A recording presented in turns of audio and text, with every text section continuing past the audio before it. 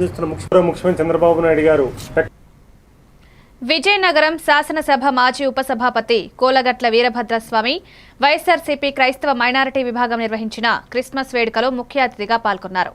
Jesus చూపిన సేవ మార్గంలో ప్రతి ఒక్కరూ నడవాలని, ప్రేమ ఐక్యతతో ప్రజలు ఉండాలని సూచించారు. వైఎస్ఆర్ స్థాపకులు YS Rajasekhar, YS Jagan minority పథకాలతో చేసిన సేవలు చిరస్మరణీయమని తెలిపారు. ఈ కార్యక్రమంలో కేక్ కటింగ్, క్రైస్తవ సోదరులకు శుభాకాంక్షలు, స్థానిక నాయకులకు పాల్గొనడం జరిగింది. రేపటి తరానికి కూడా జీవన శైలి ఏ విధమైన మార్పులు రావాలని బోధించే తత్వం మన చర్చ్ ఫాదర్స్ చేస్తున్నాం మనందరికీ తెలుసు.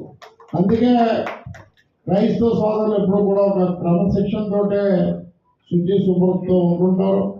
అలాగనే వారి కష్టాలు అవసరాలు వచ్చేటప్పుడు ఆ ప్రభువుకి తెలియజేసుకుంటే ఆ కష్టాలు అవసరాలు తీరుతాయన్న నమ్మకంతో ఈ జీవనం కొనసాగిస్తున్న క్రైస్తవ సోదరులందరికీ వైఎస్ఆర్ కాంగ్రెస్ పార్టీ అధినేత జగన్మోహన్ రెడ్డి గారు ఈ రాష్ట్రంలో ముఖ్యమంత్రిగా ఉండేటప్పుడు చేసిన సేవలు, ప్రజలకి చేసిన సంక్షేమ కార్యక్రమాలు మనందరికీ తెలుసు. పార్టీ తరఫున జరుగుతున్న ఈ కార్యక్రమంలో ఒక్క మాట ప్రజా అధినేత ప్రీతమ నాయకులు జగన్మోహన్ రెడ్డి గారు ఆరోగ్యాల కోసం అందరినీ ఒక్క నిమిషం ప్రార్థించమని, వేదిక మీద ఉన్నవారిని, వేదిక ముందున్న వాళ్ళని జీవులు సుఖంగా సంతోషంగా ఉండాలని కోరుకున్న ప్రార్థించిన వ్యక్తి.